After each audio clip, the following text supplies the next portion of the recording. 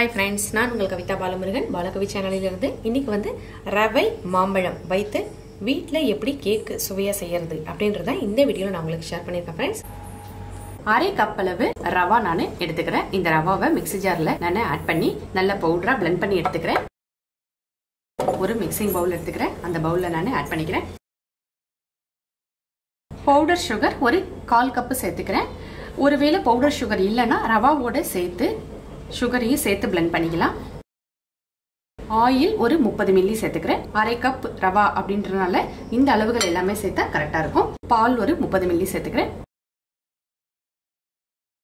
கெட்டியான தயிர் ஒரு 1/4 கப் அளவு சேர்த்துக்கிறேன். மிக்ஸ் பண்ணிக்கிறேன். என்கிட்ட வறுத்த ரவா தான் இருந்துச்சு, அதனால நான் வறுத்த ரவா சேர்த்திருக்கேன். வறுக்காத ரவாவும் சேர்த்துக்கலாம். இது மேங்கோ ரவா கேக் அப்படின்றதுனால மேங்கோவை தோலை சீவி எடுத்துட்டு நல்லா மிக்சியில போட்டு நல்லா அதோட பியூரி மட்டும் எடுத்து வச்சிருக்கேன். இதை நான் ஆட் பண்ணிக்கிறேன். இது வந்து ஒரு 1/4 கப் அளவு.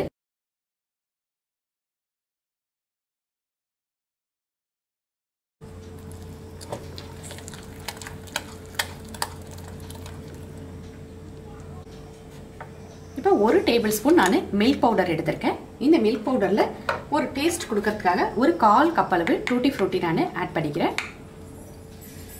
இது அப்படியே போடாம இந்த பவுடரோட சேர்த்து கொஞ்சம் மிக்ஸ் பண்ணிட்டோம்னா நமக்கு கொஞ்சம் இந்த பவுடர்லாம் இதோட ஒட்டும் போது டேஸ்ட் இன்னும் கொஞ்சம் நல்லா இருக்கும். ஒண்ணா மிக்ஸ் ஆகி கிடைக்கும். இப்போ கேக்குக்கு சேர்க்கக்கூடிய வழக்கமான பொருட்கள் வந்து baking soda 1/4 teaspoon, baking powder 1/2 teaspoon,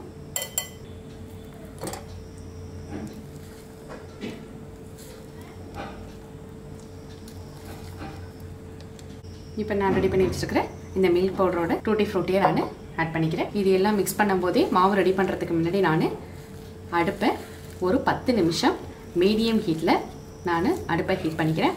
mango essence ஒரு 2 டிராப்ஸ் நான் விட்டுக்கிறேன்.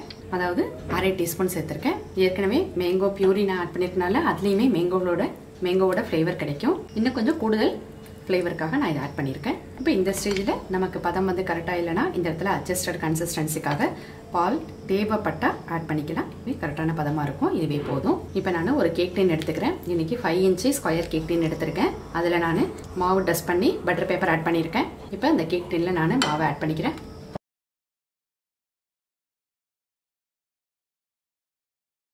லைட்டாக கேக் டின்னை ஆட் பண்ணிக்கிறேன்.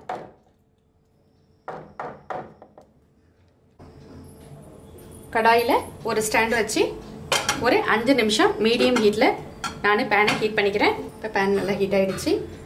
இந்த பேனில் நான் ரெடி பண்ணி வச்சுருக்கேன் இந்த கேக் டின்னை வச்சுக்கிறேன். மீடியம் ஹீட்டில் ஒரு 30லேருந்து 35 நிமிஷம் வரைக்கும் கேக் வேகட்டும். வெந்ததுக்கப்புறம் பார்க்கலாம். கேக்கு நல்ல வாசம் வந்துருச்சு. கரெக்டாக எனக்கு 35 நிமிஷம் ஆகுது. வெந்துருச்சான்னு பார்க்குறேன். வாவ், செம்மையாக இருக்குது கலர். பாருங்க, ஒட்டவே இல்லை. சூப்பராக வெந்து கிடச்சிருக்கு. இப்போ நான் இதை எடுத்து கொஞ்சம் நேரம் ஆற விட்டுறேன். ஒரு 15 நிமிஷம் ஆறட்டும். ஆறிடுச்சு. இப்போ இதை கேக்கை டிமோல்ட் பண்ணிக்கிறேன்.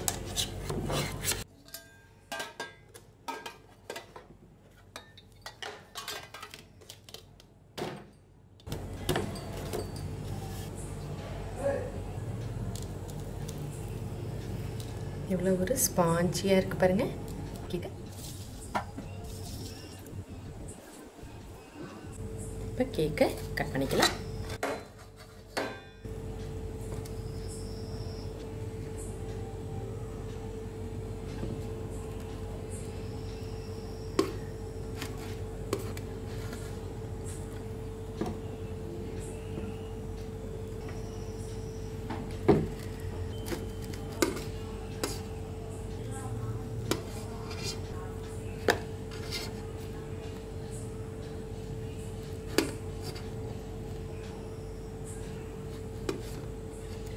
உங்களுக்கு இந்த வீடியோ பிடிச்சிருந்தா மறக்காம லைக் பண்ணுங்க, உங்க ஃப்ரெண்ட்ஸ்க்கு ஷேர் பண்ணுங்க. வெறும் ரவா, மாம்பழம், சர்க்கரை வைத்து அருமையான ஒரு கேக் ரெடி பண்ணியாச்சு.